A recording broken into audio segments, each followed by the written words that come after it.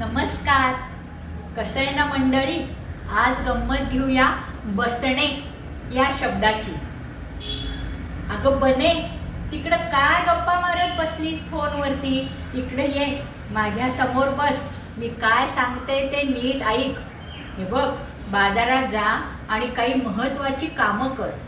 आता आपल्याकडे नवरात्र बसेल, घट बसतील, मी पारायणाला बसीन. गणपती बसले तेव्हा तू किती मदत केली होतीस मला. बाई बाई बाई, त्या गणपतीच्या वेळी काय ते ढोल, काय ते ताशे, अगदी कानाला दडे बसले. काय त्या आरत्या, अगदी कान ठळ्या बसल्या. आणि ओरडून ओरडून त्या लोकांचे घसे सुद्धा बसले. आणि बरं का बने, तू स्कूटरवर बसून जा हं बाजारात. आणि ती किल्ली स्कूटरला नीट बसतीये का बघ. सायकल नेऊ नकोस, कारण सायकलच्या चेनला तिढा बसलाय, तो निघत नाहीये. आणि बने, बाजारात गेल्यावरती त्या कोपऱ्यावरच्या दुकानदार आहे ना, त्याच्याकडे जाऊ नकोस.